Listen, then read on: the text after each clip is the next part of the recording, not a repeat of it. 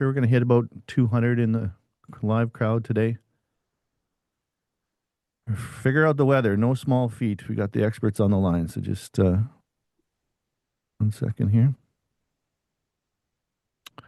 Perfect. That's all working. All right, we're ready to roll. Well, in the next 90 minutes, one of the most respected agricultural meteorologists in the world is going to walk you through exactly what the 2026 prairie growing season is shaping up to look like. No pressure, Drew. And what you can actually do about it. Action items. What you're gonna, what do you, not just the weather. What are you gonna do about it? This is what the weather knows, and it starts now. So thanks so much for joining us. If you're catching this on YouTube, hit that like button to support us and subscribe to the channel to get more content like this and turn on notifications to find out when we go live. We run live sessions like this once or twice a week with the best folks in Prairie Ag and all kinds of topics. My name is Dan Eberhard. I run Growing the Future Productions. Our platform reaches thousands of producers across Western Canada and the U.S. every month. Today we have Drew Lerner, founder and senior agricultural meteorologist at World Weather Inc. Somebody commodity markets and producers worldwide have relied on for over 3.5 decades to make sense of what that weather is actually doing. The feedback has been, he's the one guy. He's the one guy that I trust to tell me the weather. Do you get that a lot, Drew? You're the one guy on planet Earth that people think You can know, actually I, predict. I yeah, I try to keep my ears closed to that kind of thing, right? I'm a little guy, but I can get a big head, and nobody wants Wow, that. So, that would be awkward. the Um, truth of the matter is, I don't know what I'm doing and never have, and oh, somehow I managed to eke by for 47 years. So, humble too. Humble too. somehow, I don't know. It's all perception. It's all mirrors and smoke, really, to be honest with you. So. Well, I think to be fair, you deal in probabilities, which is good as you can in the markets or the weather or various other things that um, are swirling around our heads here in farming. But there's one thing every producer has to come to terms with. That's weather is the one thing you can never plan for, but you can plan around it. And we're going to hear from Darren about how they do that a little bit on the farm and the difference between the operations that navigate a tough season and the ones that get broken by it are it almost always comes down to how well they understand what was coming before it got there. So today that's what this is about. By the end of this session, you're going to have a clear picture of what 2026 is shaping up to be. Then you had 90 minutes go. Yes, 90 minutes. Drew has a lot to share. You are going to understand the 18-year cycle, how the drought monitor is setting up going into seeding, how El Nino could change the game mid-season, what producers are actually doing on their operations, and are we going to get 15 centimeters in Rosetown of snow tomorrow or not? The big question. Darren can use a little bit more moisture, I think, but you were saying there's 5 inches on the old crop intelligence moisture probes. Some folks were telling you, Darren, so that's not a bad start. Yes. Hi. Yeah, talking to a few guys in the Rosetown area the other day, and before they yanked their probes out last fall, they were sitting around 5 inches in some places. So Yeah. yeah, we can't worry about that. Yeah. So Darren's going to kick us off this morning with a little bit of an outlook on that and how they deal with weather on the farm. They got some of the most resilient crops in the area, let's just say. But put your questions into the chat. 225 on the call. Beautiful. So we expect some questions and we welcome it. We prep Drew. Of course, he's a PowerPointer. He's got a PowerPoint. He's gonna, but we are going to take questions and comments all throughout. So you can put it in the chat. You can put it in the Q&A. And let's make this really interactive. Drew said that he really enjoys that fireside chat. So let's challenge him. Let's pick his brain. This is for you. And but Darren, start us out. You mitigate some of what happens with weather that you can't control by virtue of how you guys farm and your practices, your system, your methodology. Tell us a little bit about you, how you as a producer, south of Rosetown, Sovereign, Saskatchewan to be exact. How are you safeguarding or mitigating against weather events, good or bad, in farming? Sure, we can go through a few things we do on our own farm. there's that saying, you can't do anything about the weather. That's true, but weather, when I hear the word weather, I think of stress right away. So abiotic stress. And anytime we got stress on our crops, that reduces yield. So, what can we do about that? Well, there's a few things we can do, seed timing, the varieties, the rotation, the type of gear we're using and the type of soil we have, all those things that guys know. Some of the things, of course, we're doing as well. We use a seed primer on our seed, which is just simply a nutrition pack with a biostimulant in it. The reason we do that is usually our starts are either too dry, too cold, or too wet, which most people will have this year as well, depending where you're located. And it's the first 30 days that dictate the maximum yield potential. So all we're trying to do is get the best possible start we can and putting a few goodies right on that seed and getting some good biology right around that seed to help protect it and reduce seedling stress and jack up vigor definitely pays off and helps us for that first stage of the crop. The second stage of the crop to me is, anything after that first month. And then we're talking again that abiotic stress, too hot, too dry, too wet, too cold, wind, hail, all these things that hammer down our yield. A healthy, strong, balanced plant can help get through those stressors a little better than one that's unbalanced. So, however you get there, a good soil health program is essential in warding off stress.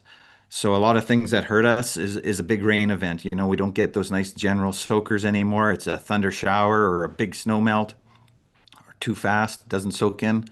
So if we're in a dry area where we're really looking for water, which is usually our area quite often, anything I can do to help hold and retain more moisture holding capacity, get rid of that compaction layer and get the water to soak in rather than run off, that pays off in spades.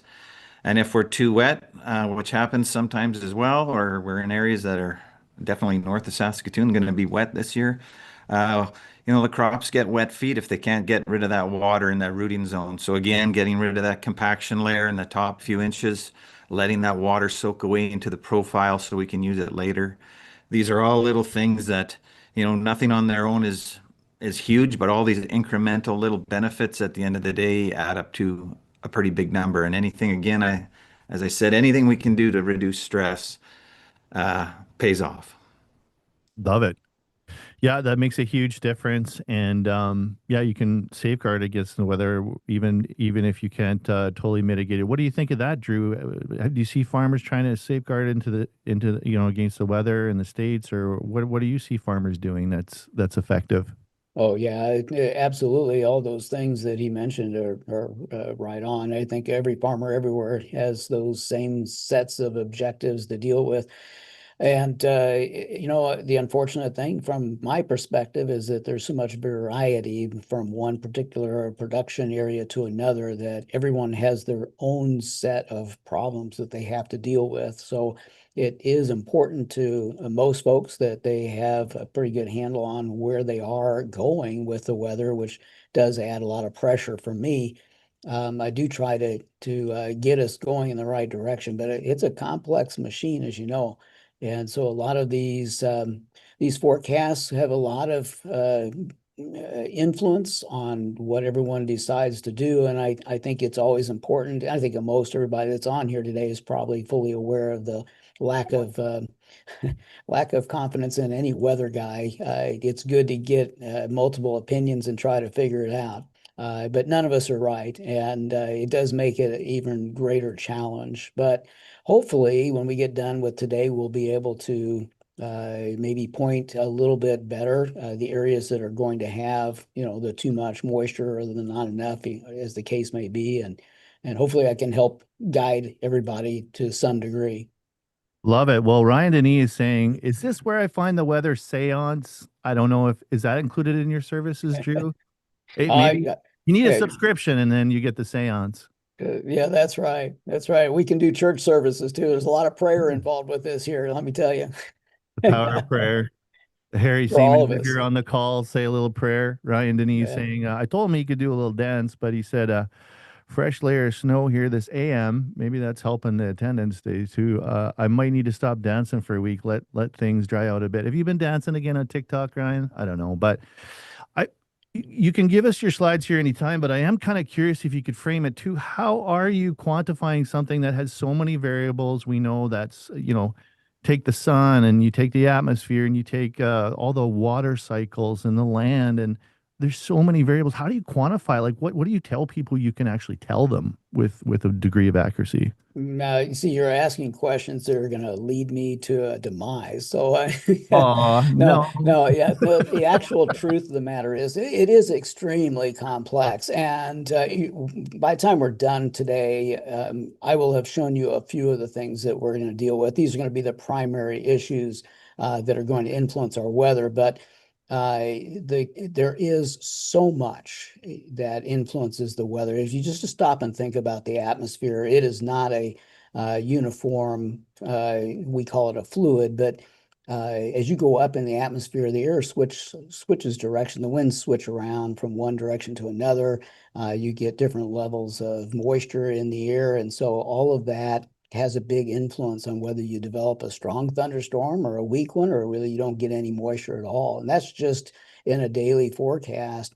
Then we have all these broad-based, weather trends, the El Ninos and La Ninas and Pacific Decadal Oscillation, all these things that we talk about. It gets pretty confusing, but they are all very much involved with influencing the weather.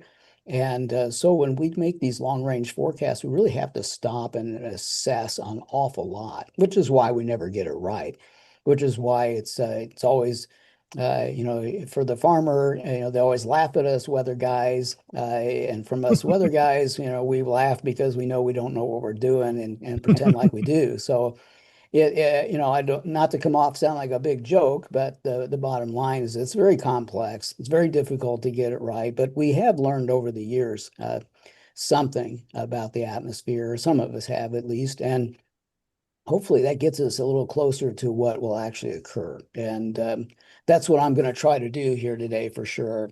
Let me Drew, go. you're the best of the folks that don't know what they're doing. Let's be real. Like, there's everybody that doesn't know what they're doing, but you're at the top. And we did get a question, and this tells you what people is on people's mind, Drew. An anonymous attendee Oh, said, that's dangerous. I know they don't want anybody to know their true identity, but God bless you. Thanks for coming. What are the levels of subsoil moisture in Alberta? And how concerned are you, Drew? Yes. In fact, let's just jump into this presentation as I can get some of the graphics up here. So I'm going to share the screen a little bit. And Uh, Jason Dearborn has one comment here that you can kind of process as you go. Do you have a process for integrating weather data into machine learning? I'm unsure how this would oh, function with large language models, but I am aware that these have been adapted for health data at Harvard. So seemingly this could occur with weather data as well. Boom. Wow. That's a heavy one. that is a heavy one. I don't know which one I should attack first. But that one, I'm gonna leave that for just a moment. Yeah. But I'll You tell can make your you, presentation. yeah, the whole future lies in that AI issue and the machine learning. I think there's tremendous potential, but I'm an old man, so I'm not sure I'm going to be able to be involved with that. But Well, you can there, use AI just like anybody else, Drew. You don't have to be a young man to use AI. yeah, that's true. All you got to do is push a button and it'll all come out for you, right? So, but yeah, I think that the bottom line on that issue is that there is an enormous amount of information that's out there and it's scattered in so many different places that somebody can make a fortune pretty quick by putting them all in the right place and then learning some of these long-term patterns that we're going to look at today a little bit. I do Making a think that fortune. I like that idea. yeah, Making a fortune. That's yeah, a great way to start the call. We're going to make a fortune. yeah, there you Do it. go. There you go. Well, let's take a look at that moisture You situation were going to here. mention, though, just for everybody on the call, your first page, you didn't even mention it. You're so humble. Oh, You've got a oh, subscription link there, Drew. Come on. sorry. People want Yeah. more of what you're giving. Support Drew. This is how he makes a living. He's giving us gold. He's making us a fortune on the call. Where do they sign up for your subscription here? Yeah, and really, all honesty, all of our income comes strictly from subscription services. There you So go. there's a lot of folks that are out there providing a lot of free information on the internet, and they're paid by somebody else. You know, there maybe there some company has hired them to help advertise their products, and in the meantime, they can provide all the weather information they want for free. And it makes it really tough for us because we're subscription driven only. And so, yeah, if you guys are interested in a subscription, get a hold of us. You can certainly go to the address up there at the top. I'll try to get my World Weather pointer. Yeah. dot CC. CC is yep, that's the homepage. Yeah. So you can certainly go there. You can give us an email, just send the email to this address, and then you can always call us. Most definitely. And really, we have a nice variety of products. If you don't want to read the forecast, we do audio versions of it. We do a daily forecast that goes out in detail, 7 days out across the prairies. We try to not only point out where the storms are going to be, but how much moisture is going to come from them, who's going to be more favored or over somebody else. We try to give a little bit of an impact on what that's going to do to the crops. A lot of our audio recordings will point to that a bit more. We do right now we're doing a once a week video, and when we get into the heart of the growing season, we'll probably be doing those twice a week.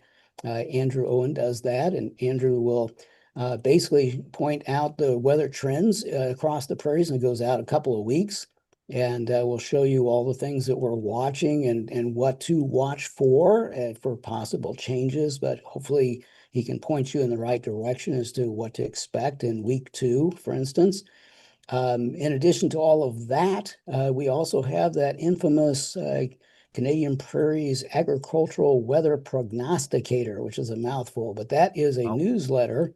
It comes out about every 2 or 3 weeks, and a lot of what you see here today will be in that newsletter every 2 or 3 weeks. It provides an update on the long-range forecast.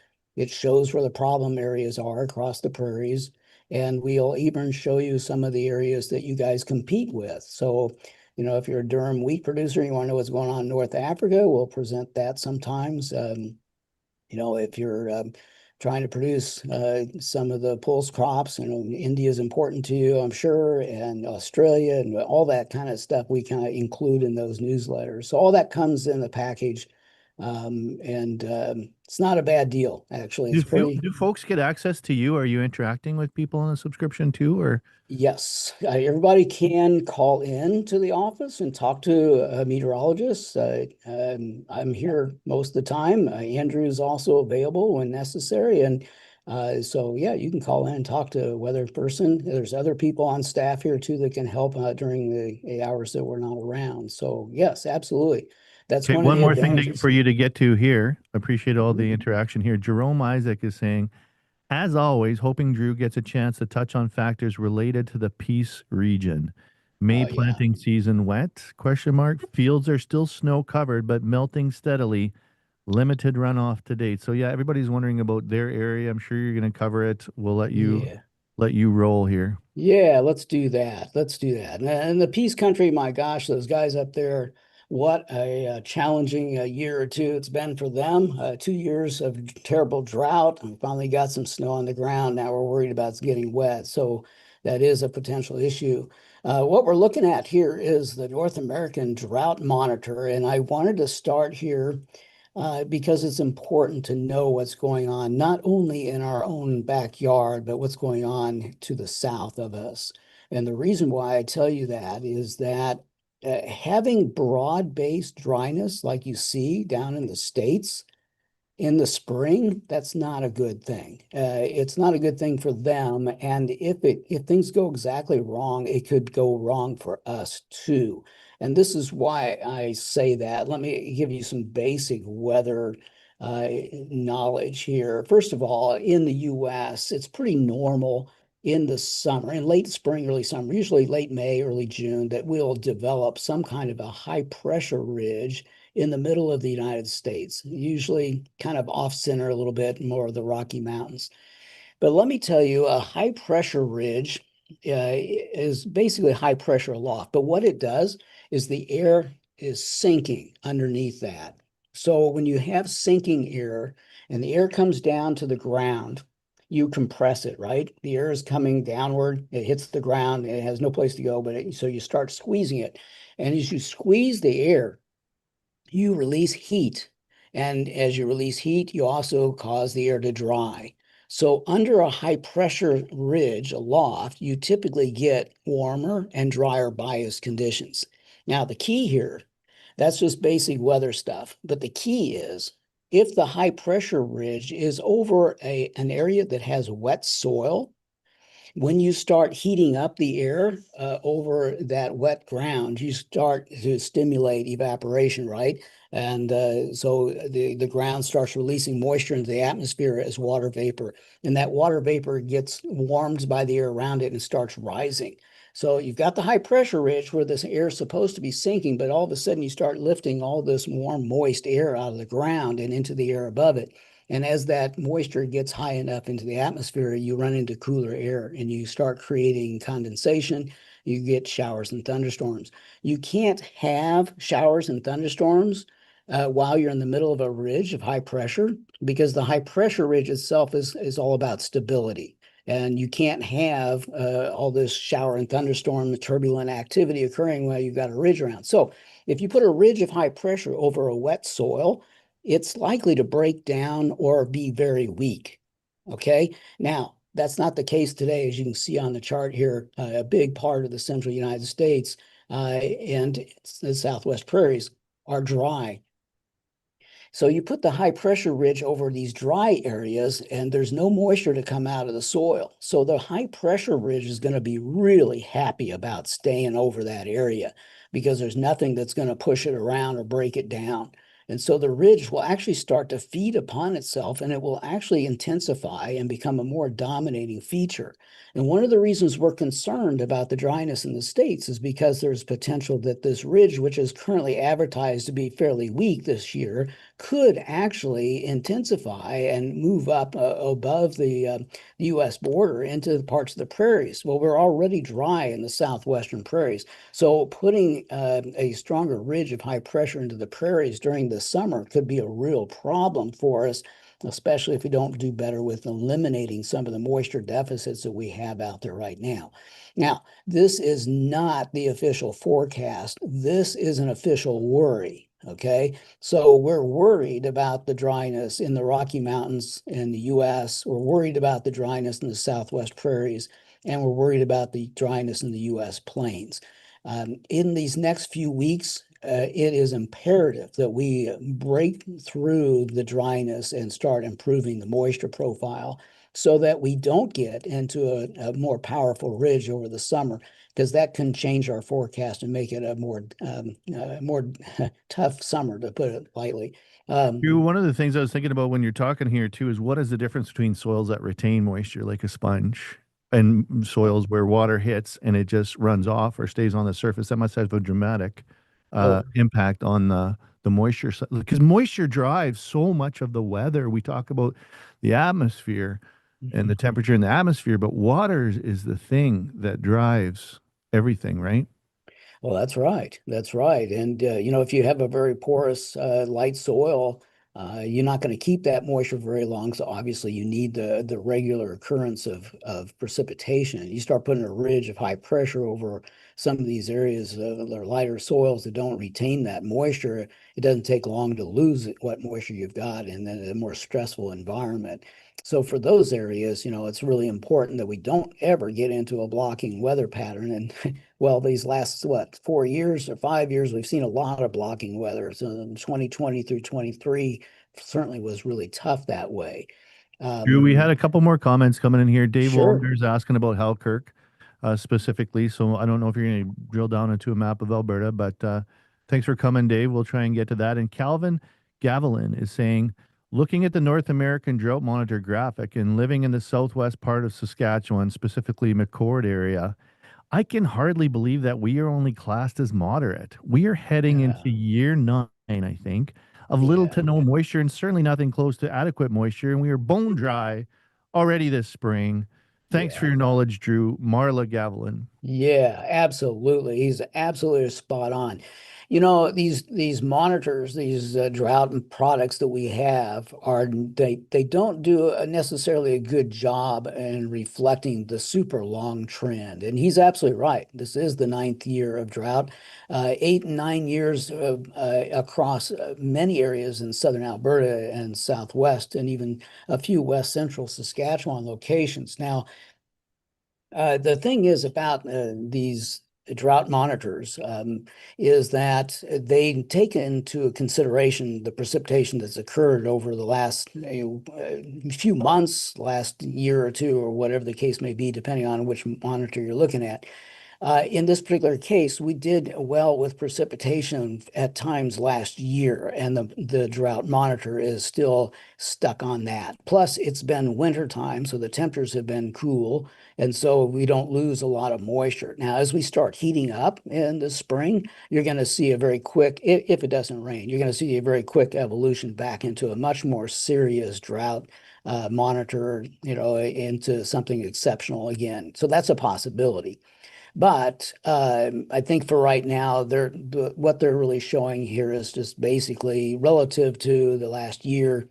We're dry, but it's not as critically dry as it was a year ago. If you remember a year ago, we were, I mean, it was just crazy dry and didn't have anything out there. And you're going to tell me, I'm sure you're going to come right back and tell me, well, we are still that way.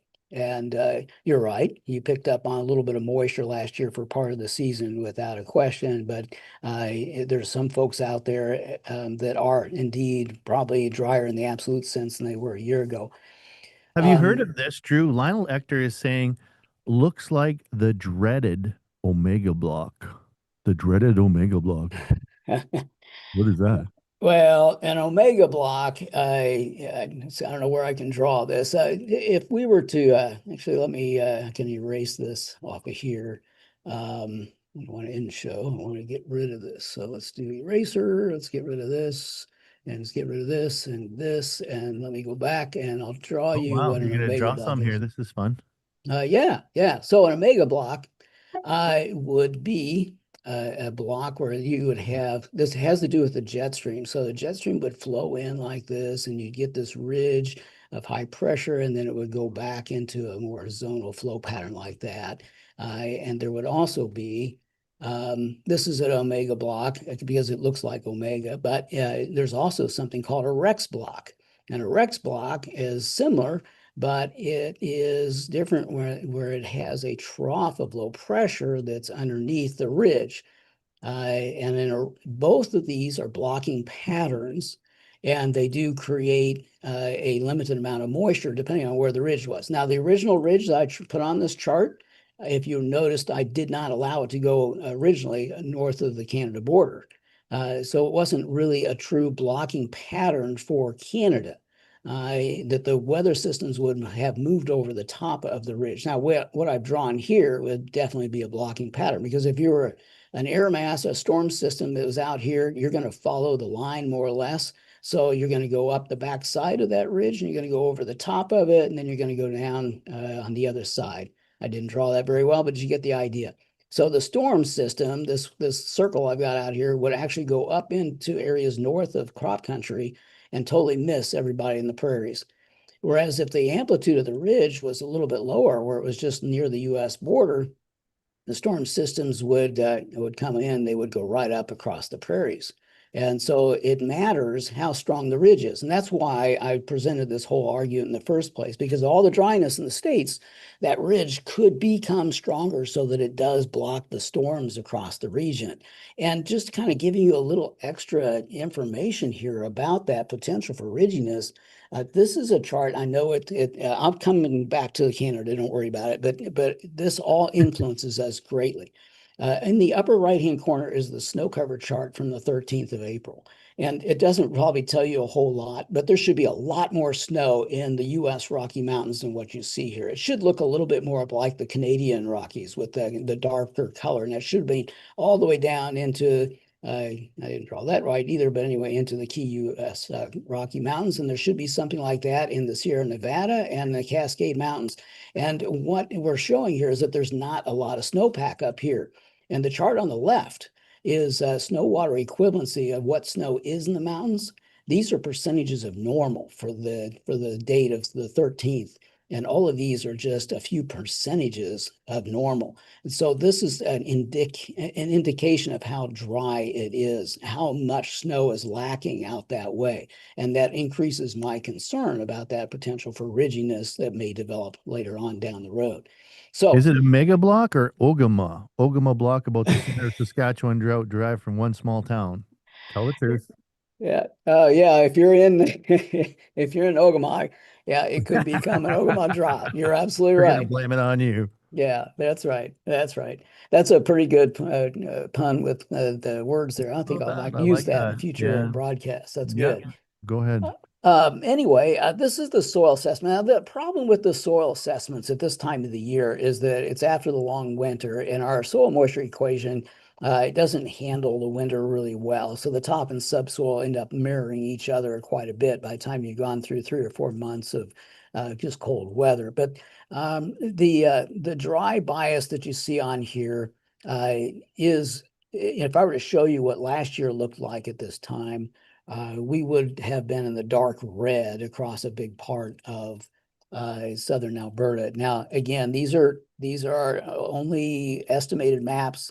There are areas like the gentleman that we talked about a little while ago that is critically dry, and it would be in the red. But in general, we are not as broad-based, extremely dry as we were a year ago. And I'll show that with some of the rainfall charts that have occurred here to kind of reflect that a little bit.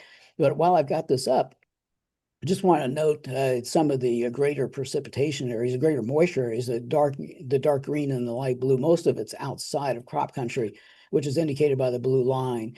But you can see that some of the northern fringes in northeastern Alberta, northern Saskatchewan, certainly a larger portion of northeastern Saskatchewan, and then central through the southern parts of Manitoba. There's a lot of moisture out there and a lot of snow that is there as well, and that's locked up a lot of moisture that's going to go somewhere sometime.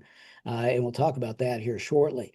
Now, this is the precipitation that occurred in January and February. And a couple of things to note. For the prairies, for the crop region in the prairies, it's pretty obvious that there just hasn't been much moisture in the Palliser Triangle area and nearby areas. But one of the things I wanted to point out was all this green and all these bigger numbers that are north of crop country. This was important because if I showed you that drought monitor for North America back in December, you would have noticed that the drought not only impacted the southwestern part of the prairies, but it went all the way up to the Arctic.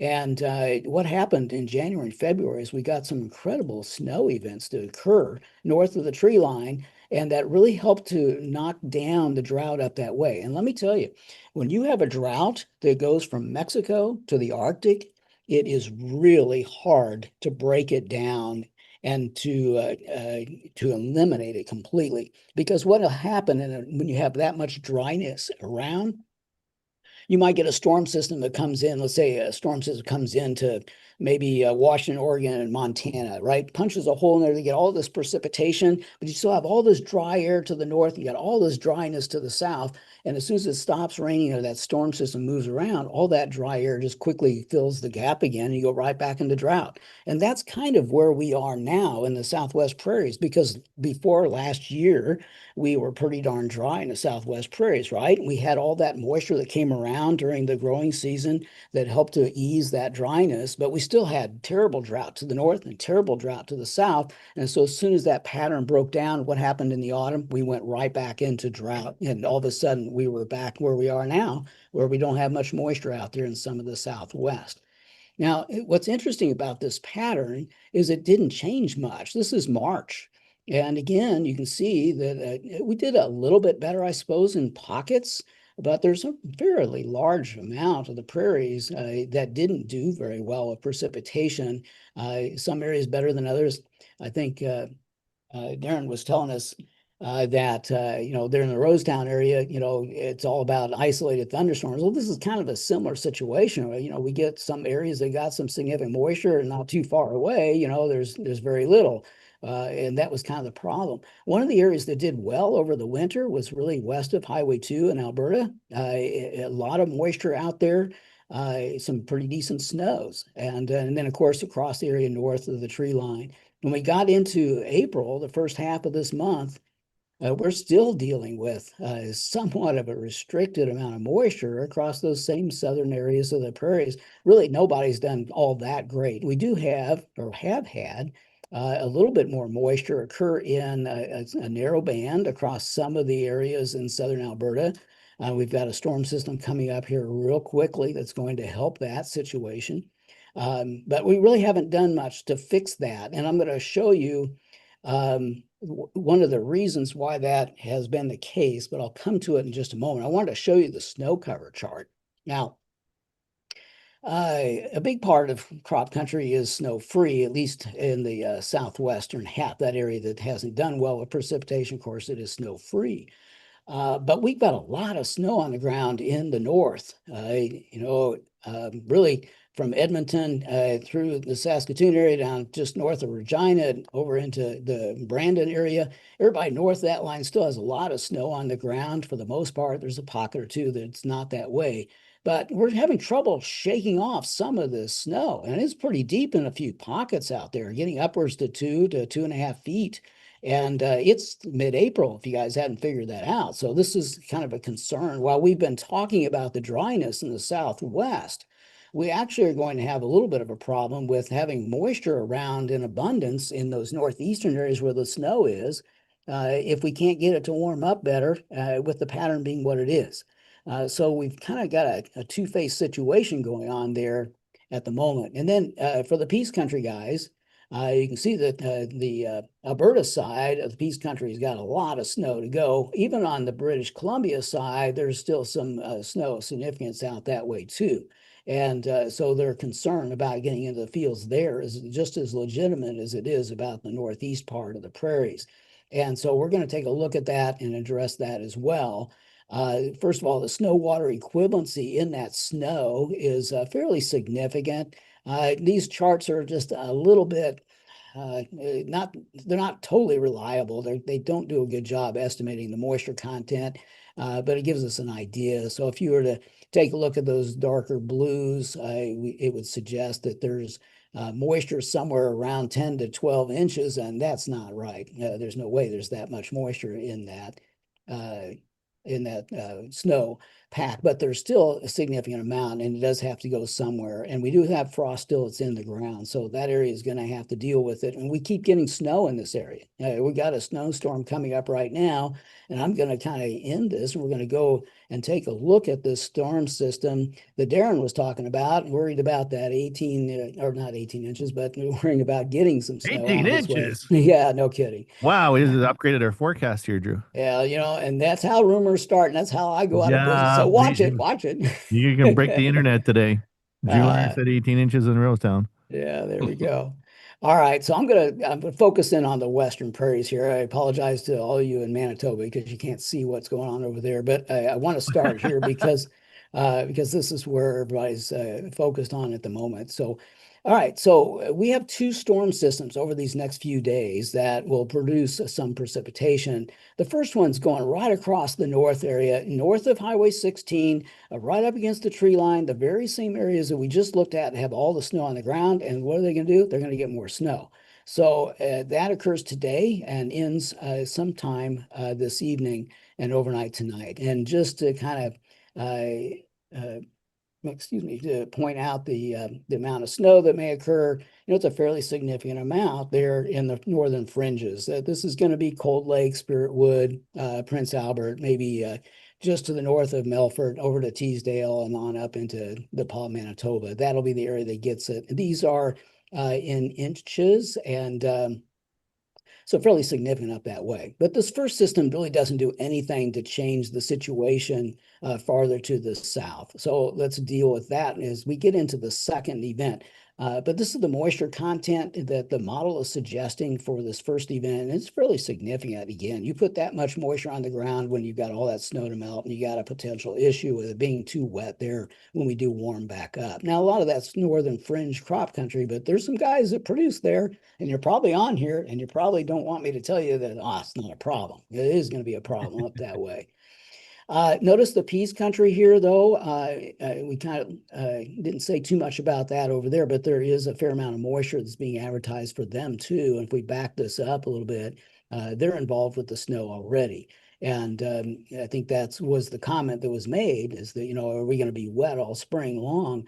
And this is just the one event. Now, that system that's up in the Peace Country today is going to drop down the Front Range. We're going to go through the Edmonton and Edson areas down into the Coronation and Hannah areas with the snow event. And we get this low pressure system in Montana. Now, this Montana is a traditional Montana low. This is so encouraging, guys. It's really important to pay attention to the fact that we actually have a Montana low on the charts in April. The reason why I say this is so important is that we haven't seen Montana lows very often in the last several years. And that's the whole reason why we don't get moisture occurring in southern Alberta or west central through southwestern Saskatchewan. And this is really important because the pattern that we're seeing right now is a pattern that should repeat later on in the spring and early summer. And as long as that ridginess that we were worried about in the States doesn't get too out of hand, we should be able to shift this pattern a little bit more to the north, and we should be able to enhance it a little bit, and we'll get more moisture to occur in these dry areas in Palliser's Triangle. So I look at this as very encouraging, even though it's only mid-April and we're a long ways from really the heart of the summer yet. But as the storm system goes from Montana into Manitoba, we do get a fairly significant amount of snow to occur. This is going to be mostly tonight and tomorrow, and then it will end on Friday. And you can see we get snow all the way back up even into northern Saskatchewan with this event. And we're going to be looking at a fairly significant amount of moisture. So for some of you guys that are in the Southwest that you are hurting for moisture, southern Alberta, unfortunately, doesn't get involved again with the higher volumes. But again, you should still be encouraged because we did get a Montana low. And if we can do that again later when it matters more, when moisture is more available, I think you'll find it rains in southern Alberta. And that is my expectation. You're just going to have to be patient.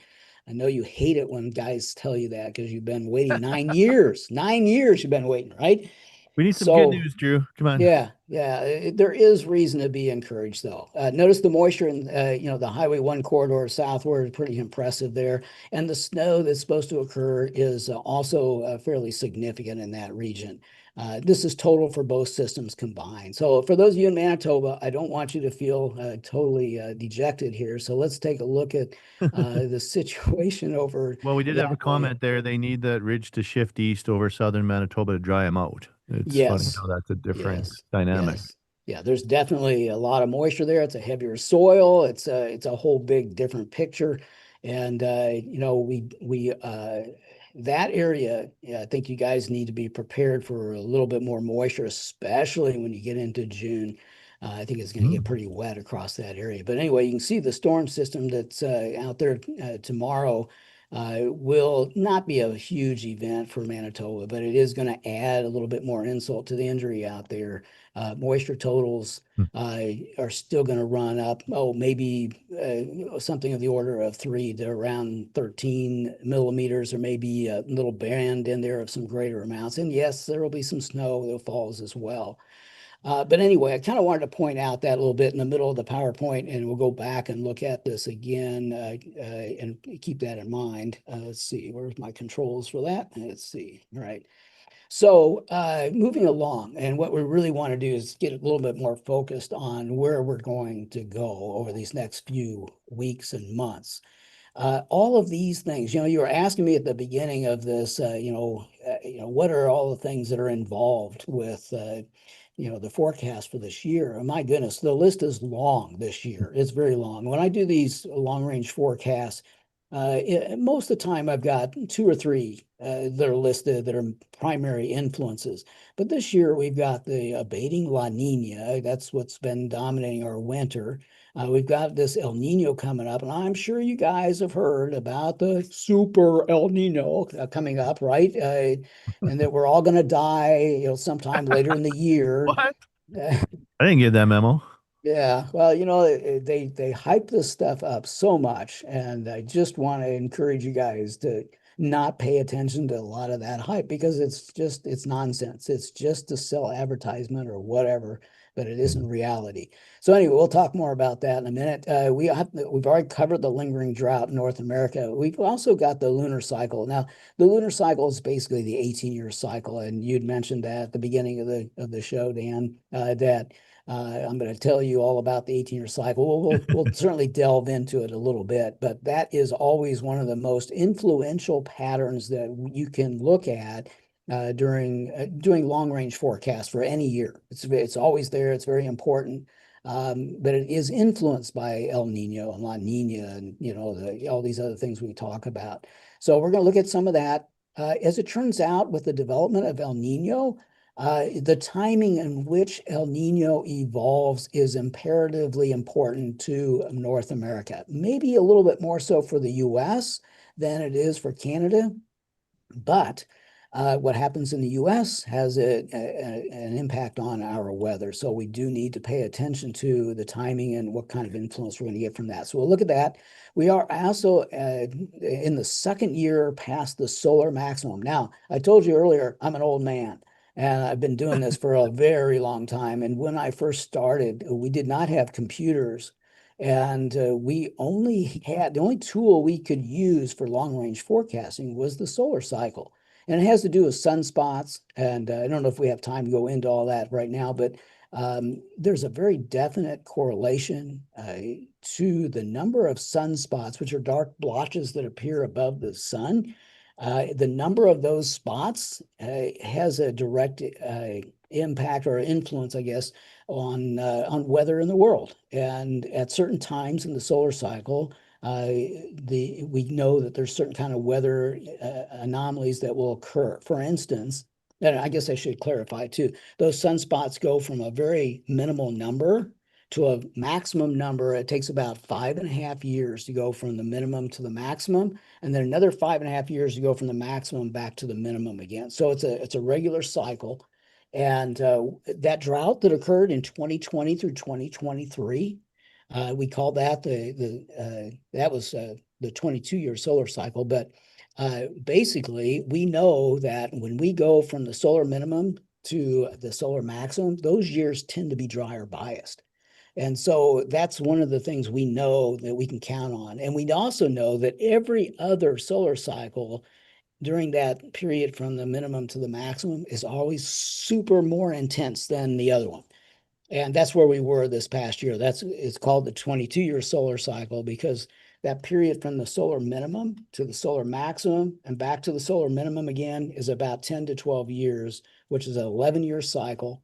And you put two of them together, it's a 22-year cycle. Okay, that's And where what we about come the up. Gleisberg cycle? Is that a longer loop? Are you familiar with that? Yes, the Gleisberg cycle is much longer. In fact, some folks think that it's an 80-year cycle.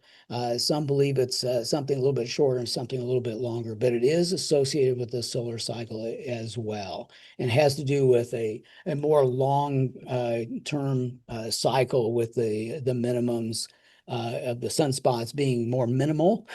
And a more prolonged period of solar minimum years. It's kind of complex, and I don't know that we want to delve into that too much No, today. I'm just curious. But Robert yes, Angelic mentioned it, and I thought it was neat, an 80-year cycle on the sun. And who knows you're trying to put together all these pieces to figure out how they interact, not just on a singular basis. that's right. That's right. And if you don't get one right, then you're going to mess up all the others when you try to interact them, right? And that's the challenge. But one of the things I was trying to head into here was that we are, we normally have that drier bias from the solar minimum to the solar maximum. We're now 2 years past the maximum. And that's why last year was not as hot.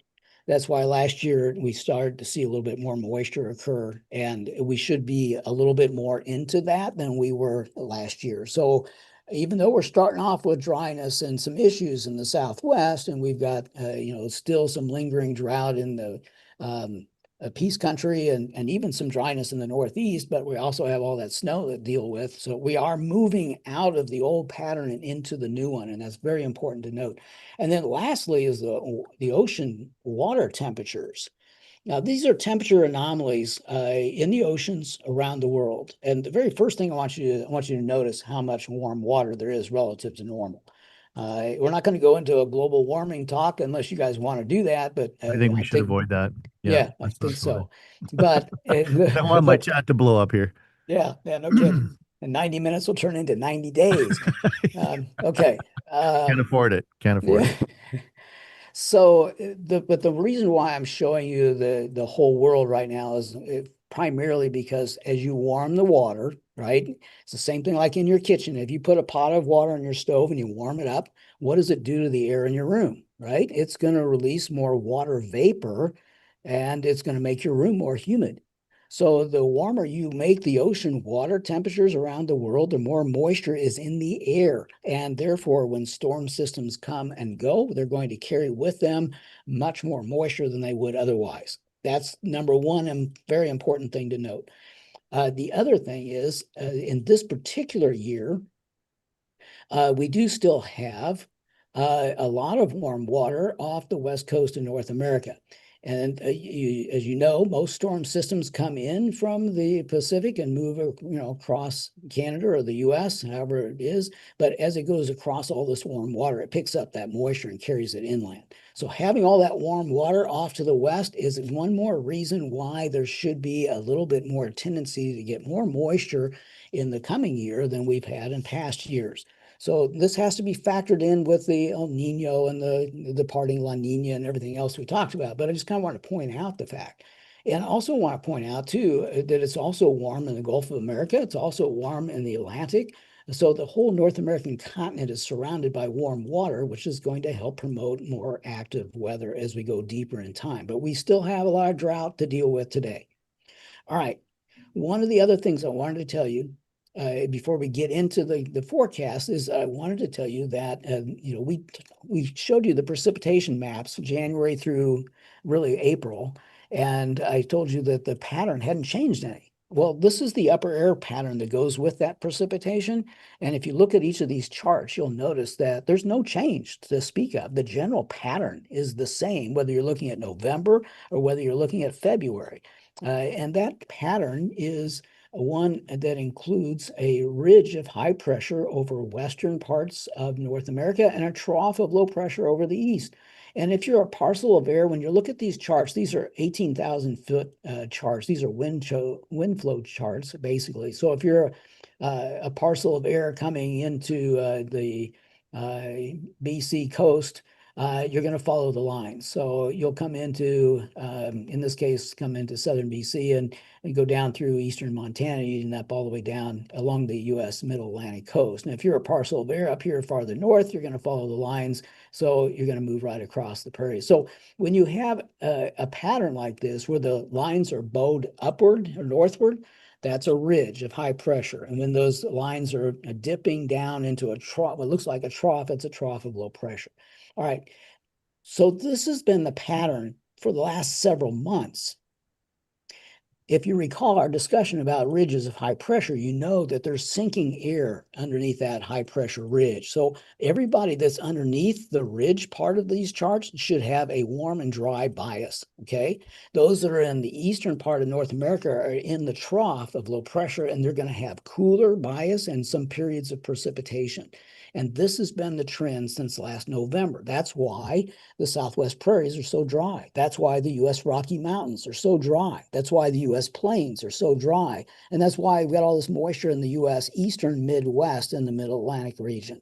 So this explains everything. And what you need to know is that this pattern has to break down before we're going to get any rain. Okay? So one last thing I want to do covering this particular pattern is that it's had two phases to it over the course of the winter. The chart on the left is what's been most dominating. Ridge of high pressure again over western portions of the continent and the trough over the east, okay?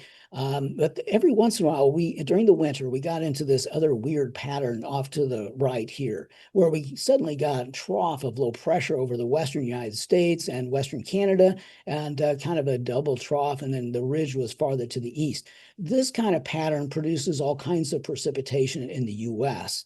With a strong jet stream, a lot of storms moving southwest to northeast, and you get all this rain. And if you've been paying attention to what's going on in the U.S., these last 2 weeks, it's been raining like crazy across most of this area. And that's because this chart on the right-hand side is the one that's been dominating these last 2 weeks, whereas the chart on the left has been dominating the last 5 months. Okay. In Canada, looking at the chart on the right, Canada still has trouble getting precipitation events because all the energy on the jet stream is down in the US. You get little disturbances that come up. You see this little dip in the lines right here. This is a little disturbance that comes up into western parts of Canada. We get a little bit of light precipitation, but there's no big, massive storm system that comes through. And that's why we're not seeing these generalized precipitation events. Now, the thing I want you to know is that we're going to be fighting with these same two weather patterns for still another 4 or 5, maybe 6 weeks. And so we're not necessarily going to get high volumes of moisture in Canada, in the prairies, until two things happen. Number one, the jet stream naturally works its way northward as we warm up the atmosphere as we go into May and June. So what you see in the States on the right-hand side here, if that pattern were to prevail, as we go forward through the next 2 months, it would go to higher and higher latitudes. And eventually, this active weather pattern, southwest and northeast flow, would eventually relocate so that it impacts this area. And so storms would then generate more moisture in Manitoba and southeastern Saskatchewan. They would be wet like the U.S. Midwest is now.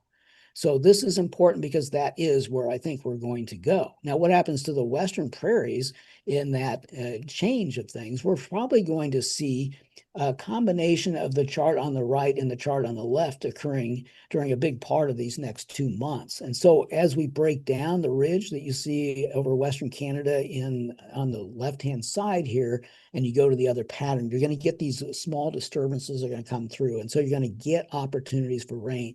It is not going to stay absolutely dry, but you're going to have to wait, at least some of you are going to have to wait several weeks yet before we can get a good solid storm system to come into the region.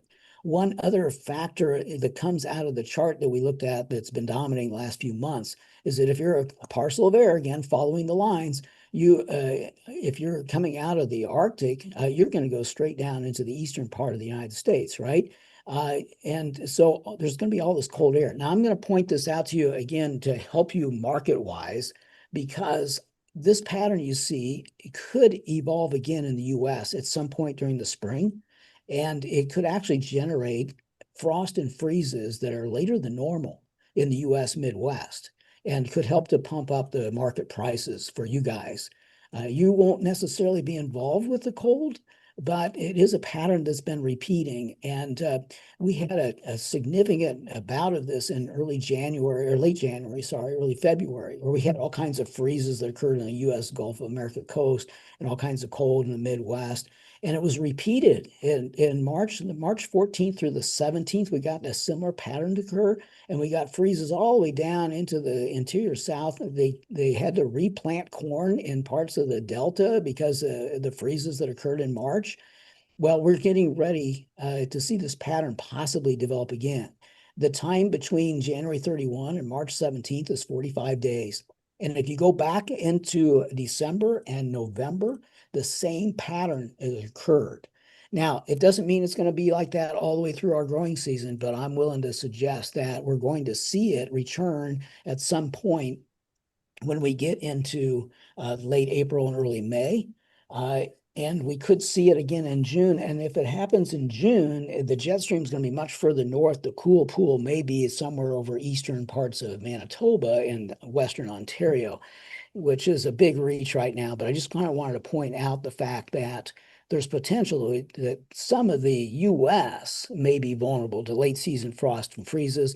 There's only a small chance that we'll see that in Manitoba, and an even less chance of it in Alberta or parts of western Saskatchewan. So the farther west you are in the prairies, the more unlikely it is that you're going to have a late season frost freeze event. But as you go eastward, it becomes a little bit more of a probability, but much more so for the U.S. and for eastern Canada crop areas like Ontario and Quebec, rather than any of our region.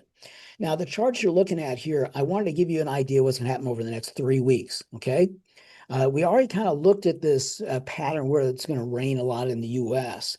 And really, you can see that pattern here in the today, the April 16th chart. You got a storm system coming down from the Pacific Northwest. You got another one in the plains. Up in Canada, you've got this tiny little wiggle right in here. This is that snow event that's occurring in the northern part of Saskatchewan today. And this system that you see back here in the Pacific Northwest is how we get the snow event tonight and tomorrow across the southern part of the prairies, okay? Because this system is going to move eastward. But the main point of this is that as we go forward in time, this is April 18th, just a few days, just a couple of days from now, there's going to be a big change where colder air is going to come out of the north and come back across the prairie. So we're going to get pretty nippy again behind the snow event. That trough very quickly moves off into the northeastern part of the United States and eastern Canada. There will be another reinforcing shot of cooler air here, a little trough of low pressure that's going to drop across the prairies as we get out towards the early part of next week. And that'll bring some additional cool weather. In the meantime, there's another storm in the U.S. down here over California, and there'll be a frontal system that goes like this. But this system may be too far to the south to bring moisture to the Canadian prairies. So the reason why I'm showing you this is that for the next 5 days, you've got two storm systems that are going to impact the prairies. Once we get into next week, we're going to see a pattern change. That pattern change is most noted in the bottom row of charts. You'll notice that there's more ridginess back over the western part of Canada. April 27th, there's ridginess over the heart of the prairies. I can't see the date, May 8th, the ridge is still over British Columbia and Alberta. And you get out to May 15th, and suddenly we start moving the ridge to the middle of North America here. And you can kind of see that. It's not a real strong ridge, but the point of this is that this active weather that we've had here recently for northern Saskatchewan, northern Alberta, northern Manitoba, and to a much lesser degree in the southern prairies is about to end. So these two storms we've got left to go, we're going to see a lot less precipitation after this for the next 2 or 3 weeks. It won't be dry, absolutely. We'll still have disturbances, but we're not going to get any opportunity for high volume precipitation events because we've got weak ridginess coming up. And the ridge is also going to help us warm up a little bit. So those those areas that are dealing with the extra snow on the ground in northern Saskatchewan, even the Peace Country, and parts of Manitoba, they're going to have an opportunity to melt that down a little bit faster as we go forward through the week next week and the following week after that. These are the temperature anomalies. The chart on the left is for the 15th through the 20th. You can see there's quite a bit of cold air. If you recall, we get that northwest flow coming in, drops all that cool air down across the region. Then only lasts for a few days, and then we start warming up the western part of the prairies. In Alberta and British Columbia, the cool air starts moderating, but it does drop down into the U.S., and that's from that trough of low pressure we just looked at. So the coldest and the wettest period is going to be over these next few days, and then we're going to take a break, and we're going to start moving a little bit more into spring. So, now that gets us to the 30-day outlook. I was going to ask you to take a breath. You're doing great. That's amazing. Unbelievable amount of information. I was kind of curious. There's a way to make money here, and I hope Ryan Denis in the lunchbox is listening. You said a market bump. You said a market bump in there. You talked about a market bump. There was a market bump from the frost. I just thought it was interesting. Have you seen this before? How much are you able to gauge a little bit on that side? Do you tie in the market information to the weather, obviously, Yes. fundamentals? Yes, yes, we have that's kind of a little bit of a different service that we have, but we also do that for you guys as well. But yeah, most definitely one of the big things that we do isn't just to forecast the weather. You know, we try to interpret a little bit as to what the outcome is for you guys to get into the fields and do your thing. And what the potential is for production, but we also have to monitor the marketplace, and we provide a lot of information to brokerage services.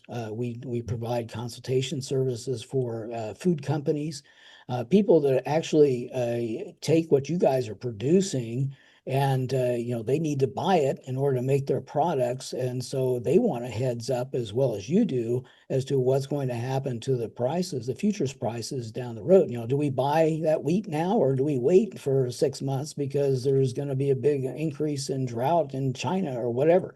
So there are a lot of folks that are looking at the weather from a little different perspective, but are equally influenced as you are.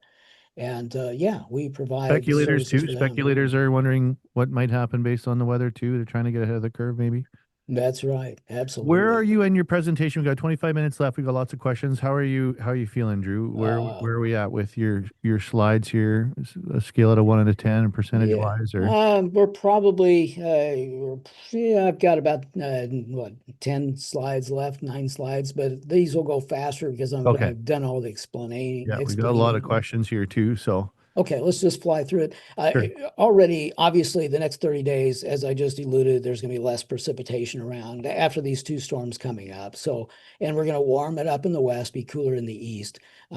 Skipping this commentary, was gonna point out the El Nino that's coming up. And again, I don't need to show you the graphics. You know, the bottom line is El Nino is coming. There's no question about it. La Nina is more or less dead today. We're going to be influenced by El Nino. And what is El Nino going to do to the prairies? I've got a series of charts here that I kind of wanted to show. These are two different patterns that are going to be influencing the prairies at the same time. Okay, the top row is going to be those years that we move from a January La Nina to a June El Nino, which is what those two charts I just kind of blew through are saying, that we're going to have El Nino by June. So these are precipitation anomalies. The yellows, oranges, and reds are below normal precipitation. The blues and pinks are above normal precipitation. The top row is only keyed in on El Nino development by June. The middle row is the 18-year cycle data. So if you want to know what the 18-year cycle data is saying without any influence coming from El Nino, that's what you want to look at. And then the bottom row, unfortunately, is 1972. And 1972 is the one year that appears in both sets of data. And if you're any kind of an analyst, you know that when you find a year that's in two different sets of data for two different reasons, and it still shows up, it's a year you want to pay attention to. Now, I say that, and I'm going to turn right around and tell you I don't like 1972. I think it's too dry. So as we go forward through the charts, I just want you to know that as we go forward. Now, so El Nino is going to have an influence on the prairies, and so is the 18-year cycle. So if the 18-year cycle for the month of April has suggested kind of a normalish pattern here, you got a few pockets that are drier, a few pockets that are wetter, but it's a pretty normalish pattern. And that's kind of been the case. We've definitely had some more pockets of drier than wetter necessarily, but that's been the case. For the years that we move into El Nino, it looks pretty much the same.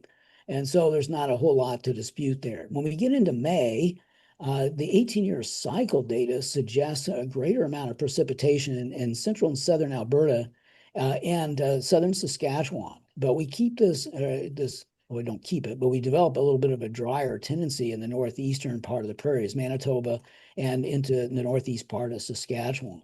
The El Nino years are also kind of drier tendencies. It seems to show up in there. There's a little bit more moisture in Alberta that kind of jives with the 18-year cycle a little bit. Now, when you're looking at these charts, you've got to meld them together. So 18-year cycle has a drier bias in the Northeast prairies, and so does the El Nino year. So obviously, the Eastern prairies will have more of a drier tendency than the West will. The West has a wetter bias in the 18-year cycle data, but El Nino provides a little less moisture, but still a little better precipitation. So you kind of get the idea where I'm going to go with the forecast there. 1972 again is the anomaly of the anomalies. And you can look at it. I really don't think 1972 is going to be what we're going to see this year necessarily. So in June, the El Nino years turn wetter.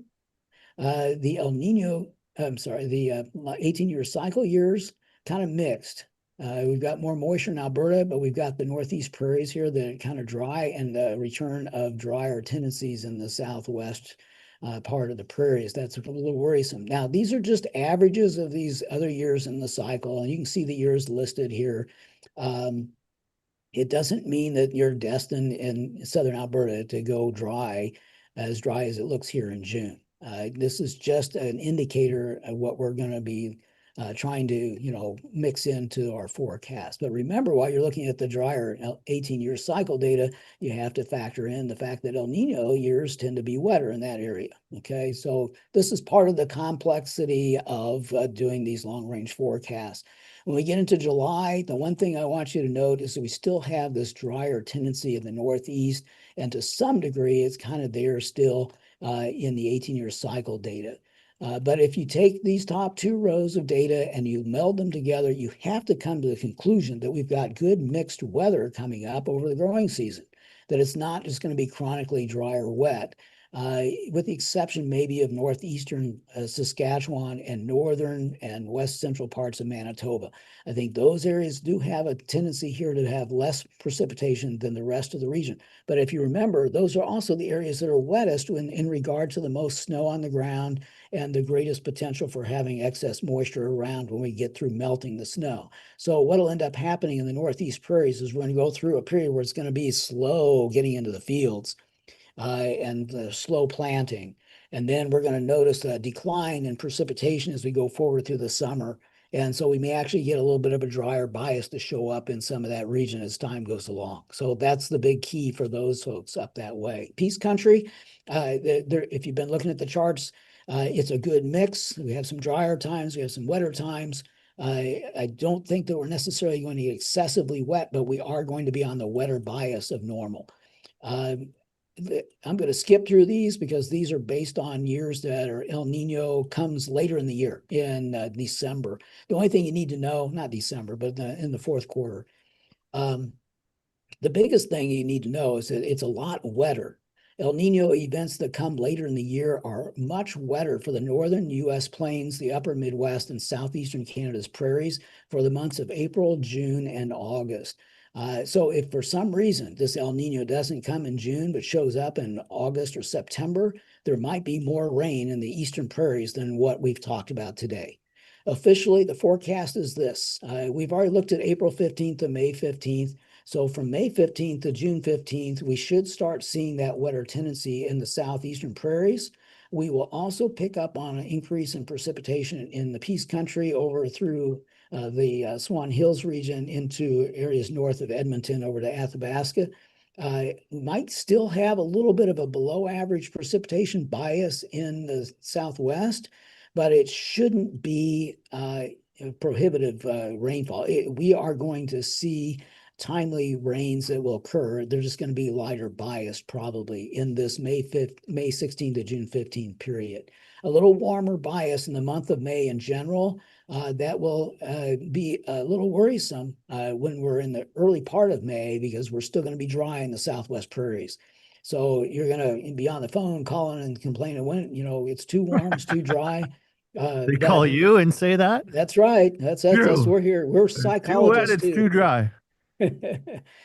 But when we get into the second half of June into July, that Southwest will finally start doing better. In fact, most areas will, with the exception of that Northeast. Like I said before, I'm a little bit concerned that that area will have a drier tendency. And when you're looking at that, don't interpret that as drought.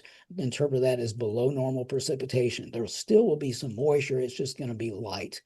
And then the summer in general, you can see it's not a bad scenario. So that's pretty much it. The only other thing I was going to show you guys was charts from the past showing the ridge of high pressure over North America. This is from year 2023, which was the last time we had a year where we moved from La Nina into an El Nino between January and July or June. And just looking at that year, there was a ridge of high pressure that was in the middle of North America in June, but it wasn't a super strong ridge. And we had a trough of low pressure out here over the western part of the U.S. So storm systems coming into the west part of the U.S. coast would get turned up to the northeast and move up the backside of the ridge. So we would get an opportunity for some rain. That's in June. In July, though, in 2023, the ridge shifted out to the west. And this was a little bit more of a blocking pattern. So when precipitation came in, it would go over the top of the ridge and it would dry out when it was going through this section and then would refire up somewhere over the eastern part of the North America. And this would also be a drier tendency in the northeast prairies there in July.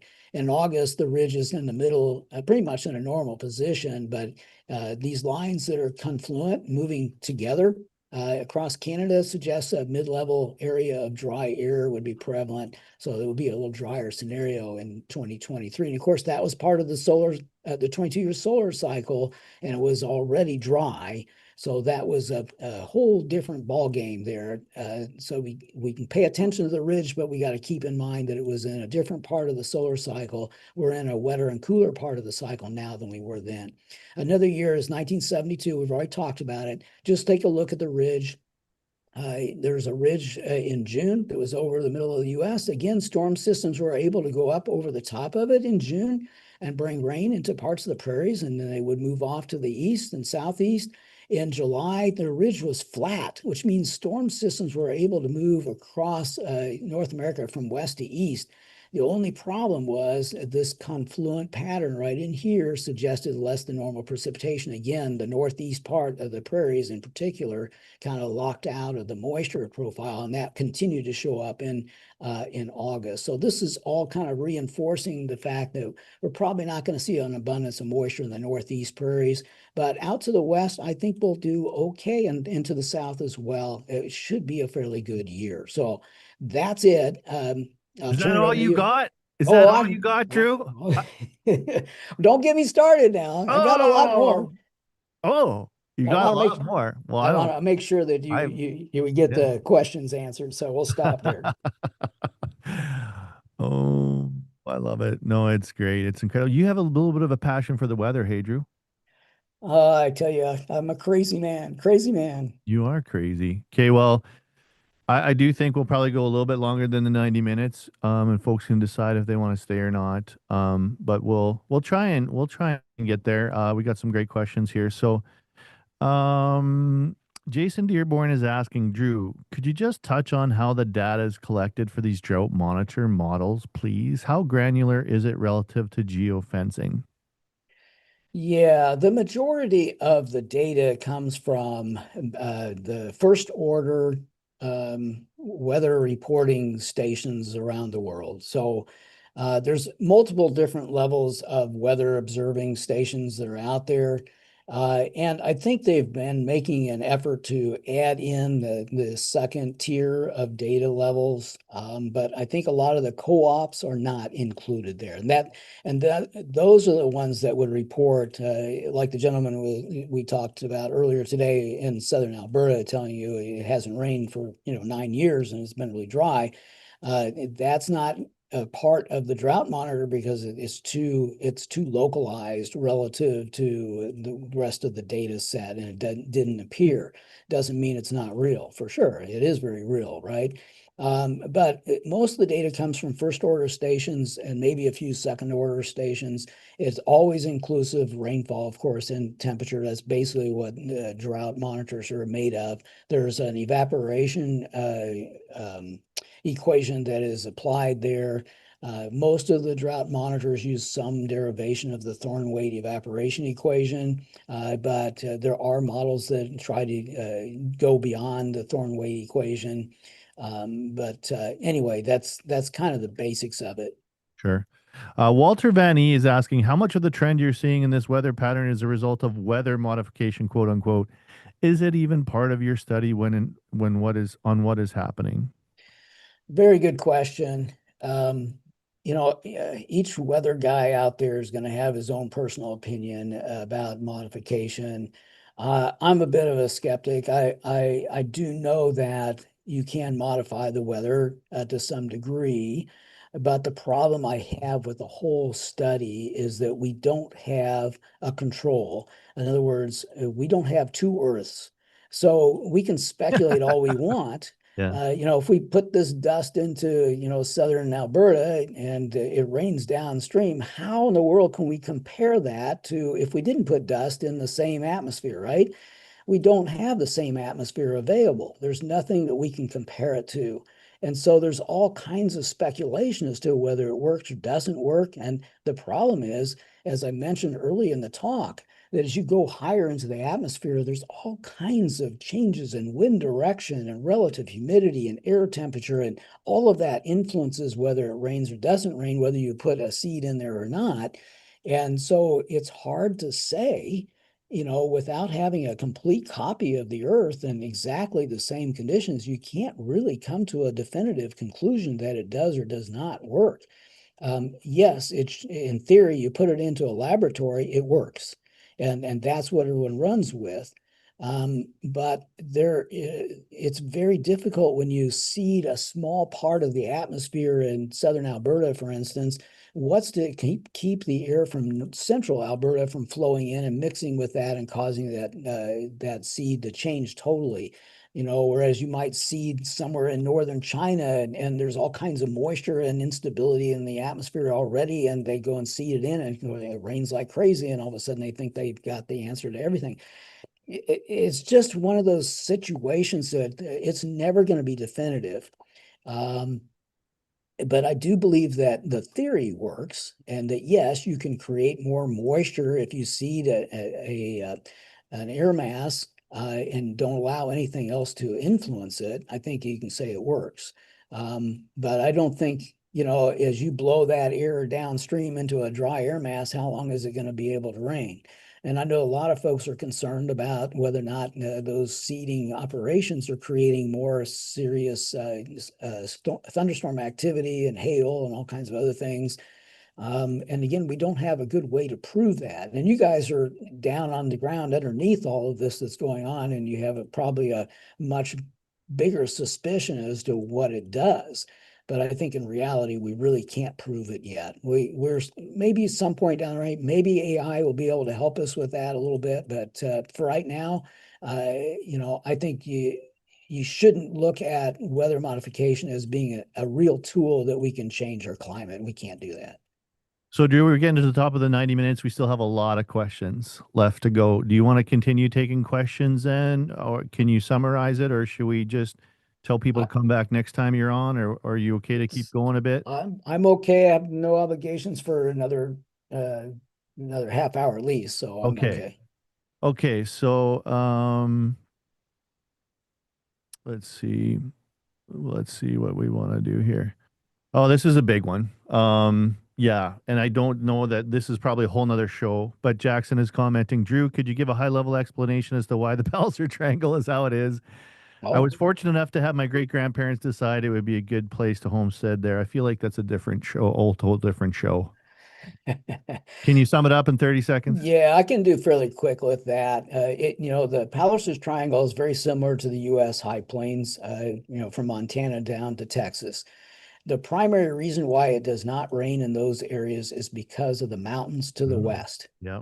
Most of the time, the air aloft and at the surface, but mostly aloft, is flowing from west to east. And when the wind blows up against the western slopes of the Rocky Mountains, the air is forced to go up the slope, right?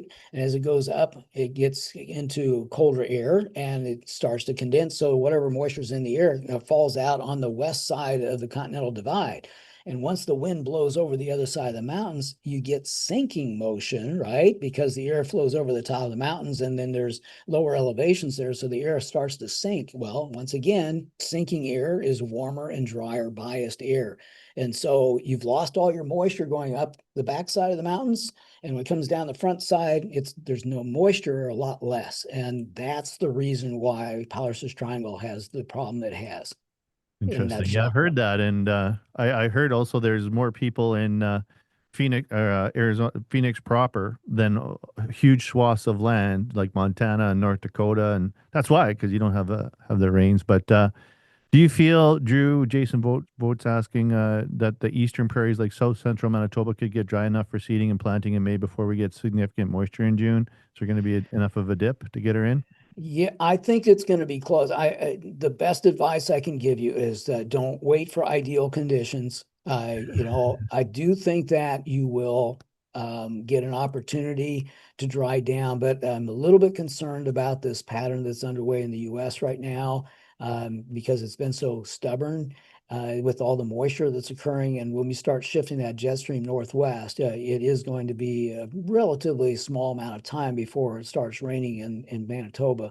But we should have, as we showed in the next 2 or 3 weeks, there should be less precipitation and more warmth coming up. So I'm going to say yes, I think you'll get in there. Just make sure you don't wait too long. If you get to the point where you can get in there and work the fields, I would suggest going ahead and doing that. I don't necessarily see the big heavier rains until we get pretty late and into the spring, but I don't know what I'm doing. So you should not take me for my word, but probably follow the advice that just take full advantage of whatever you can while you can. But it will turn wetter. And That's good advice. That's good yeah. advice. What Jason Dearborn's asking, what metadata services exist correlating weather with futures? Do you have a direct API for your data, which would go right into AI? Bot would be wonderful.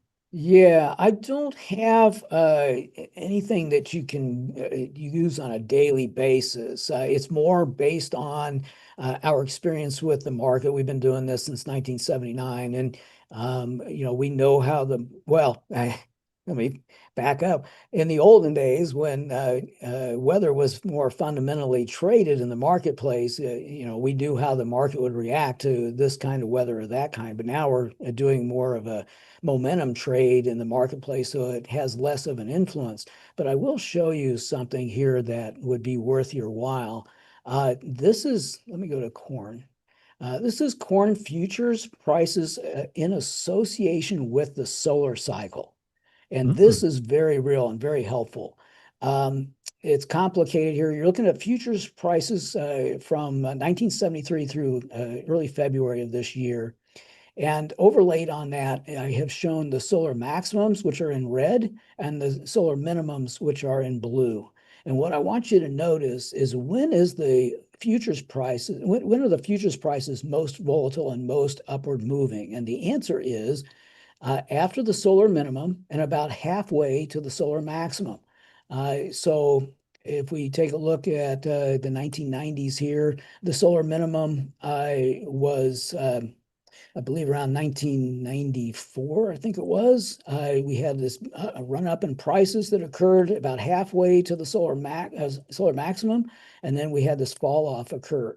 You see the same thing took place in the 2000s.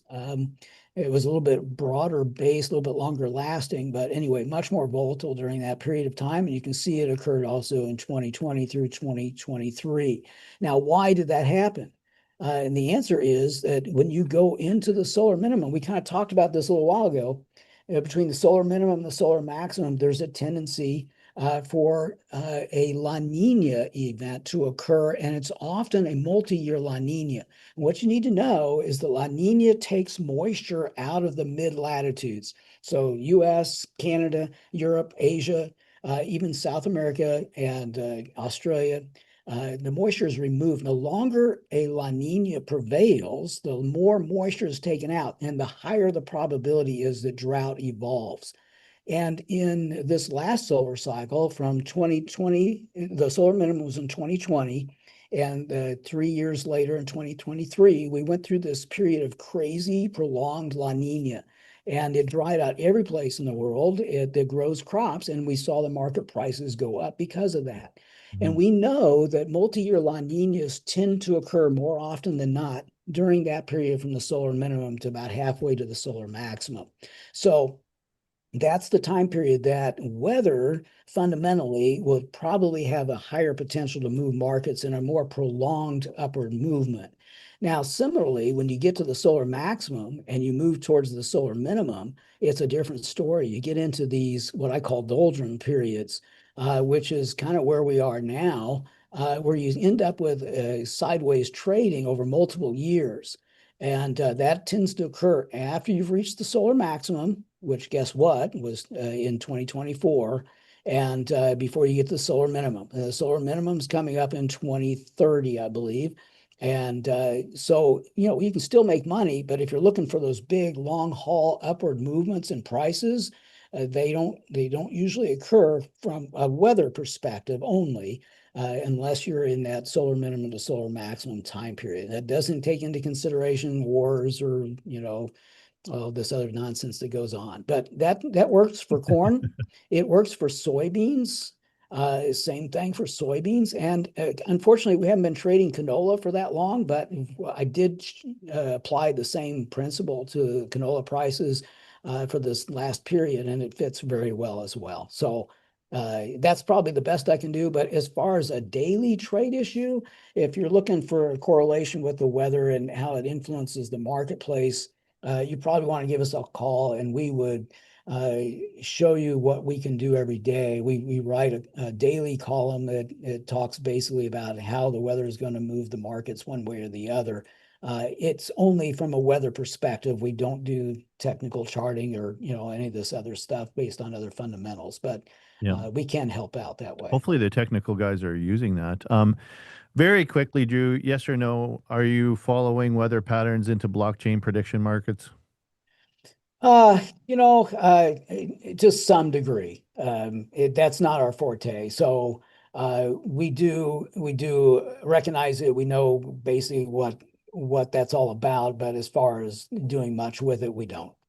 Clayton Kolak is saying, great stuff, guys. I like the in-depth details, the cycles in particular. I think we could do a whole nother show just on the cycles, not even the forecast. Gilles LeBlanc is saying, a couple years back, Drew said the biggest change in the weather would be more windy conditions. Has this changed? Seems wind is always higher now. Is that just perception?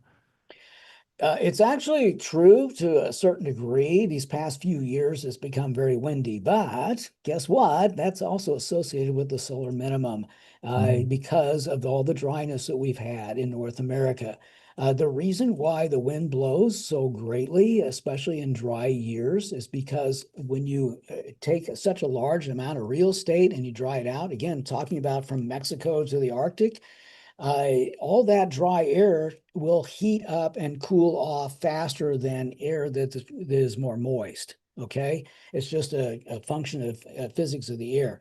So the more moisture you have in the air, the slower the temperatures will change. But if it's dry air, you'll go from very warm to very cold very quickly. Well, if you've got a broad area of hot weather that's occurring from Mexico to the Arctic, all of that ground in there that's dry is going to heat up really quick, and the air is going to rise very quickly. And the faster the air rises, the more of a void it leaves at the surface, right? Because the air is moving up. So the air from outside of that upward moving air column has to come rushing in, and it comes in and it's going to end up forcing the air, the wind to increase in speed and to fill that void. So in years that you're super dry, you tend to have a lot more wind. And you don't have to be in the dry area to experience the wind, but somebody out there needs to be notably dry. And that's been one of the issues. As we go back into a wetter cycle in the next couple of years, I think you'll see that the winds are a little bit less incredible, except when you get a strong storm to come around. Joanne Ralph Eckstein is asking, do any of the data sets for weather integrate forest fire events? Is there, for example, impact of smoke on the ridges you have explained in relation to prairies, temperature, and precipitation? That smoke has saved us, I think, a couple of times out of these past few years. It's a terrible thing to have to deal with, to have those fires, and it's sad. But in reality, from an agricultural perspective, those temperatures did help a lot of the prairie from seeing much more extreme conditions and bigger losses in production when it was so hot and dry in general. So in answer to the first part of that question is that we usually have a pretty good idea who's going to be dry during the summer, and we can put a higher potential for fires to develop in those particular areas. But as far as being able to quantify, who's going to get the smoke and all that, it's kind of more of a short-term range forecast. You can't really predict that far in advance as to where those fires are because they're really random. But in these last couple of years, my gosh, we've had so many of them around. It has had an influence. And now it would not change the climate, but it would change short-term weather, at least temperatures. I don't think it would have much of an influence on precipitation. Climate change per se would be another interesting show, I think. But Edgar Hammermeister's asking, sorry, what factors are different this year relative to 1972? I don't know how much you want to go into that with a limited time there, Drew, but Yeah, the biggest difference with 1972 and this year is really, I think, where we are relative to the solar cycle. But they are very similar years. Really are. And there is a lot of similarity there. I think the 72 was 4 years after the maximum instead of 2 years after the maximum on the sunspot cycle. 1972 was in the same place in the 18-year cycle that we are now. So there's a lot of similarities there. But one of the reasons why I don't like 1972 to a large degree is the fact that we are going into a significant El Nino. Now, we went into an El Nino in 1972 as well, but this El Nino is going to be a little bit more aggressive, and we have a lot more warm water off the west coast of North America, and I think the two combined will help us to get a little bit more moisture to occur. And I think that being on this side of the solar cycle will help us, even though in 1972 we were in the same position. I just think that where we are in the atmosphere at the moment is a little bit more conducive of getting a little bit more rain than what we saw in that particular year. When you make comparisons to these years, and you talk about the 18-year cycle and these other El Nino years, even though we talk like they're all the same, the reality is I've taken a number of years and averaged them together. And so you can't see the volatility, the variation in the precipitation distribution from one year to another or from one part of the prairies to another.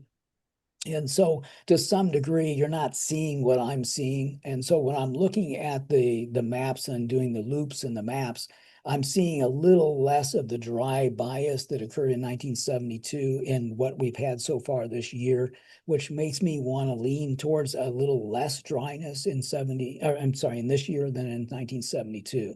So it really comes down to that. And, part of long range forecasting isn't necessarily factual. It is to a certain degree an art.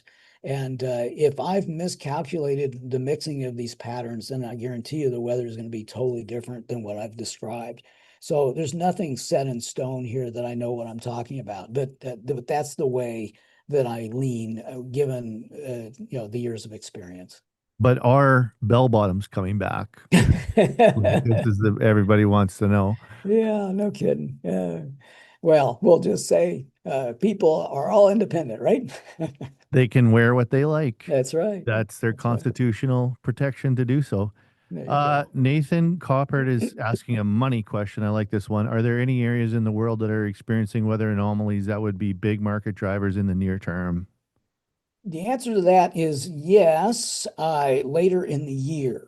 And these are tropical crops. So El Nino, if it's going to be a significant El Nino, as it looks like it may be, then we're going to see influences on Southeast Asia, India, well, let's just do it this way, from Indonesia, Malaysia, and the Philippines, through Vietnam, Thailand, into India. That whole region there will eventually become dry biased area, and there'll be a lot of concern about production from those areas. That would include rice and coffee and cocoa and sugarcane, those crops more so than the grains and oilseeds that we traditionally trade. Now, palm oil would be included in that, so there would be some influence on canola eventually.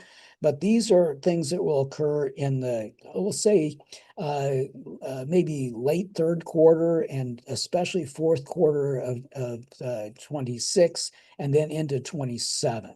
And remember that a lot of these crops, the coffee, the cocoa, the oil palm, the rubber, those are all tree crops. And so you have to have dryness for a longer period of time than you do for row crops to induce, some kind of a serious threat to production. But this El Nino will be significant enough and should be long lasting enough to create some issues for those areas and those crops. And that would include West Central Africa's coffee and cocoa areas as well.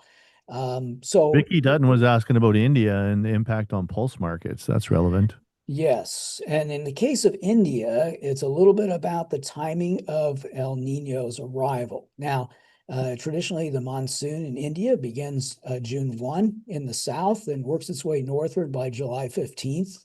And it rains then until we get to the second week in September, and then it goes back the other way. It starts going back to the south. Now, what I think will happen here is since El Nino is going to be in a big hurry to develop, there's going to be a bigger lag between when El Nino is declared and when the atmosphere actually responds to it.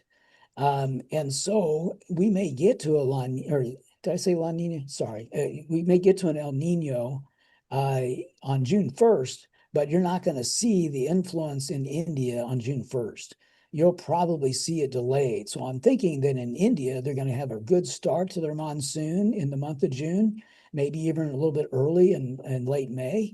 But when you get to August and September, it'll be a lot drier. And so the crops will finish drier. And that will create a little bit more of a market interest. But a lot depends on the timing of El Nino, its intensity, and something else that we need to talk about, and that's called the Indian Ocean Dipole, which has to do with ocean temperatures in the Arabian Sea and the Indian Ocean.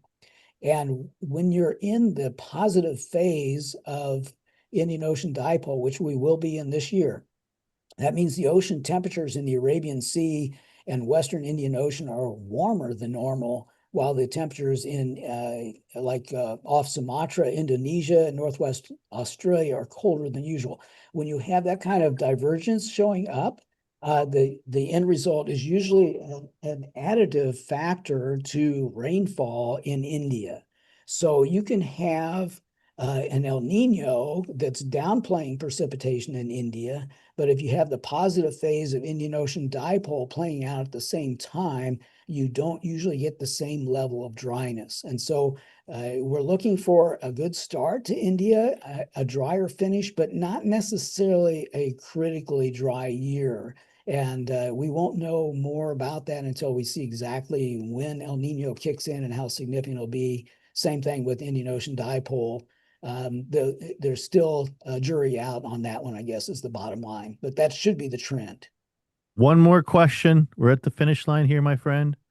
You've done tremendous today. Thanks for sharing your information. Jason Dearborn says, or sorry, Jason Castleman says, curious about the effect on the weather from moving irrigation water to the drier areas. Does that have an impact or not really? Shouldn't have a very big impact Mm. because it's usually a fairly small region and a small amount of moisture that we're talking about. The Earth's atmosphere is tremendous, and we may think that we're big, but we're really Mm. not as big as we think we are. And that's really the best way to finish this out. So We are really, minuscule. Go ahead, Jason. You're good. Move the water. yeah. We got our blessing, but there's a lot of folks on here that expressed their gratitude and said thank you. Terry Younger, Jason Boat, Eric Vandalake, Edgar Hammermeister, Darcy Friesen, Michael Carter appreciates your time. Calvin Gavilan says thank you for all the insight, Drew. You've offered hope. Wow, Wow. you've offered hope to a lot of farmers and ranchers that this long dry nightmare may be coming to an end. So Yes. Praise the Darren Lord. Hope Sully that's says right. thank you. And Walter Yeah. says thank you. And no, it's all good. Darren, final words, anything? What's your big takeaway from our session today?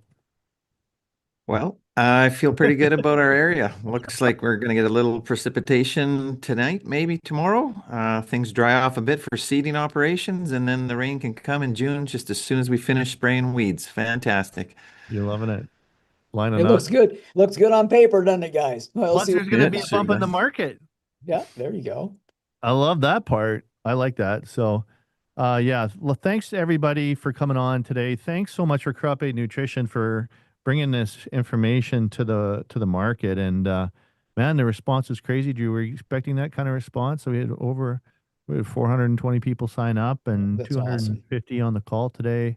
That's awesome. Hungry for the weather. So, Yeah, and you you've got a guys. tremendous passion for it. Yeah, and everyone that's out there, you guys bust your cans every year. You got to know you're appreciated. That's the whole reason why I do this for you guys, because you are not recognized for what you do, unfortunately, and you're so important. And I just want to thank you for what you guys do, and wish you well. And please pick up the phone and call us if you need help. We're certainly going to be able to give you some more advice if you need it. Well, it's great to know you're not alone in the weather, and folks can talk to the best of the people that don't know anything about the weather with talking to Drew. I think you've earned that. I don't imagine anybody could be better than what you share with it today. So I really appreciate it. Thanks, Drew, Well, thanks for having me. and thanks, Darren, and thanks everybody that came on the call. Really appreciate it. Good luck out there. And I think Drew's advice was the best. Just get her in. Don't wait for Mother Nature. You just got to get her in. Thanks, everybody. Thank you.